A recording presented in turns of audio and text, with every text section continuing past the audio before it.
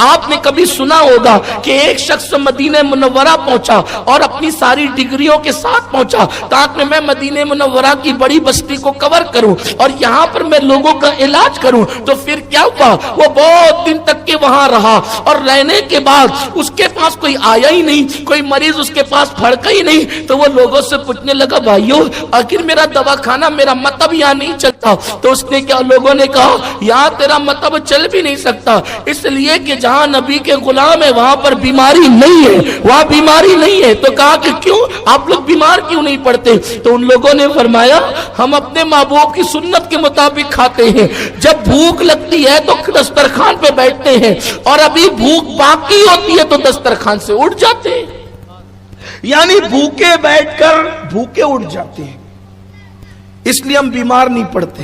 اور آپ کو بتاؤں، اب اگر کوئی نیا ڈاکٹر BA کر کے آتا ہے یا اور بھی ڈگری لے کر آتا ہے تو وہ بستی ڈھونڈتا ہے مسلمان کی۔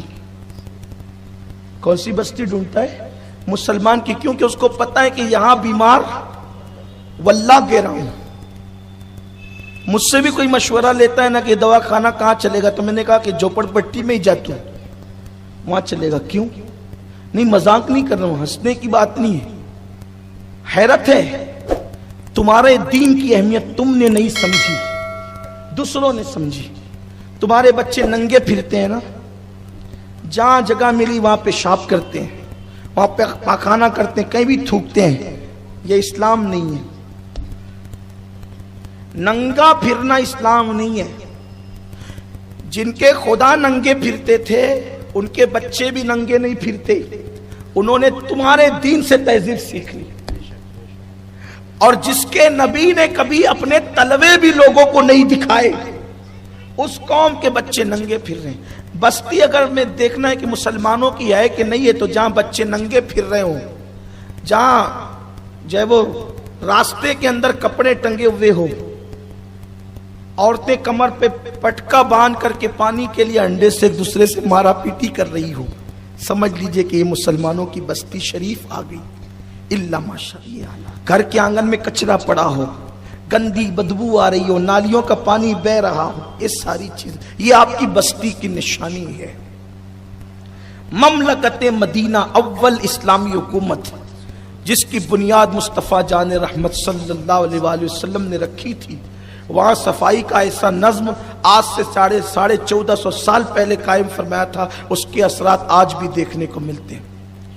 جس نبی کے جسم پہ کبھی لباس میلا نہیں ہوا، اللہ نے اس رسول سے فرمایا وَثِيَابَكَ فَطَهِّرْ، اپنے کپڑوں کو صاف ستھرا رکھیے، اپنے کپڑوں کو صاف ستھرا رکھیے۔ آپ کے کپڑے تو گندے، ہاتھ گندے، یہ سب گندگی، یہ گندگی بیماری کا سبب ہے۔ رات بھر کھلا ہوا پانی جو پڑا ہوا ہے، حضور نے اس کو پینے سے منع فرمایا۔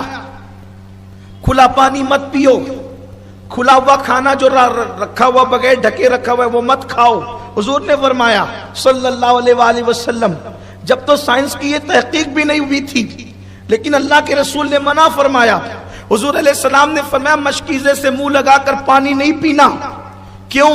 تحقیق نہیں ہوئی تھی اس وقت، لیکن اللہ کے رسول علیہ السلام فرما رہے تھے کہ مشکیزے سے منہ لگا کے پانی نہیں پینا۔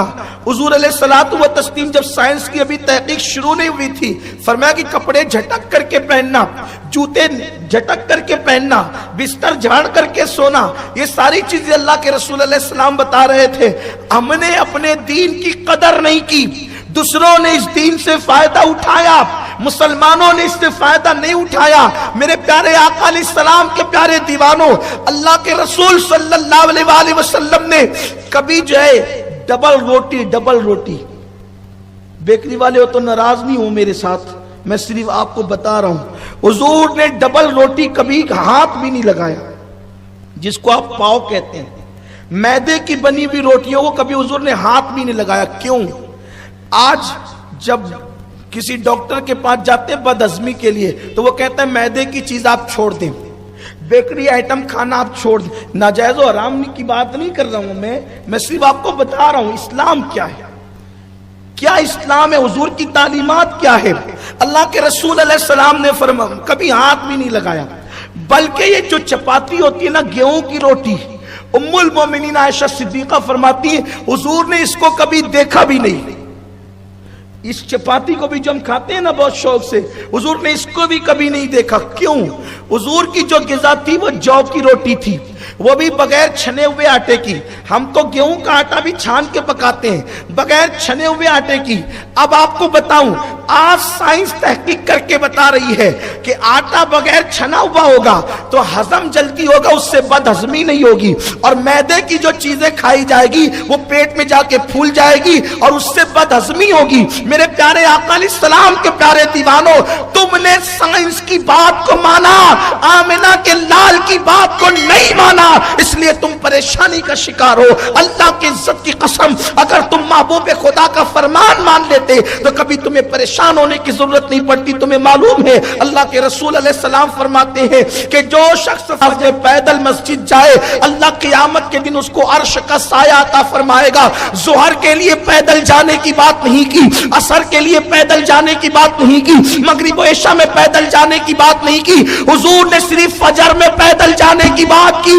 جو فجر کی نماز میں پیدل گھر سے چل کے مسجد جائے گا اللہ اسے عرش کا سایہ عطا کرے گا. لوگ نہیں چلے, فجر میں نہیں چلے. جب شوگر بلڈ پریشر کے مریض ہوئے, ڈاکٹر نے کہا کہ صبح پیدل چلو, تو پھر پیدل چلے. اللہ کی عزت کی قسم, حبیب خدا کے فرمان پر اگر فجر میں پیدل مسجد جاتے تو نہ بلڈ پریشر ہوتا نہ شوگر ہوتا. لوگ آج تمہیں بتا رہے ہیں, آمنہ کے لال نے 1450 سال پہلے تمہیں بتا دیا, تم نے قدر نہیں کی حضور کے فرمان کی. تم نے دیکھو ظہر میں پیدل جا سکتے تھے, نہیں کہا ظہر میں پیدل جانے, عصر میں پیدل جانے کو نہیں کہا, فجر کی قید لگائی. کیوں؟ لیکن نہیں کی, کوئی قدر نہیں. پانی کو 3 سانس میں پیو, پانی کو 3 سانس میں پیو, گٹا گٹ مت پیو. آج ڈاکٹر کہہ رہے ہیں کہ جو پانی 3 سانس میں پیے گا وہ بلڈ پریشر کے مرض سے اور ہارٹ کے مرض سے اور گھٹنوں کے اور جوڑوں کے مرض سے محفوظ رہے. ڈاکٹر کے کہنے پہ مانا, نبی کے کہنے پہ نہیں مانا. اس کا مطلب یہ ہے کہ تمہیں تمہارے دین کی قدر نہیں. کیوں؟ اس لیے کہ تم نے مغربی تہذیب کے آگے خود کو سرنڈر کر دیا. وہ جو دیں گے لے لوگے, وہ جو دیں گے لوگے. نبی نے فرمایا تو نہیں لوگے. کیوں؟ کیونکہ انہوں نے گناہ کو فیشن بنا دیا. انہوں نے گناہ کو فیشن کا نام دے دیا. جب تک ہم گناہ کو گناہ سمجھتے رہے, میری قوم کے جوان کبھی گناہ کی طرف نہیں گئے. جب آپ نے گناہ کو فیشن کا نام دیا تو لوگ گناہ کی طرف جانے لگے. کوئی نہیں چاہتا کہ گناہ کرے, کوئی نہیں چاہتا کہ گناہ کرے.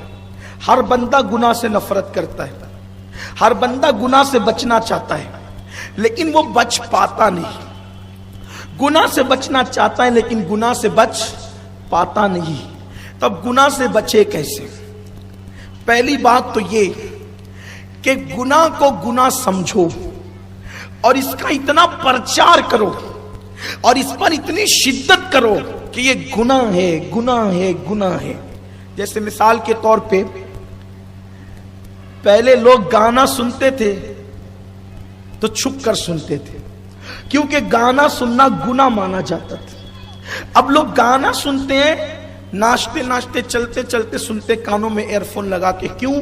کیونکہ اب اس کا نام فیشن. جس کے کان میں ایئر فون ہے یا وہ کیڑا بیٹھا ہوا ہے کان پر جس کو آپ بلوٹوتھ کہتے ہیں, اور شوق سے لوگ, مجھے تو کبھی اچانک نظر پڑے تو یوں لگتا ہے کہ کہیں کسی اس کے کان پہ کیڑا تو نہیں بٹھا لیا اس نے.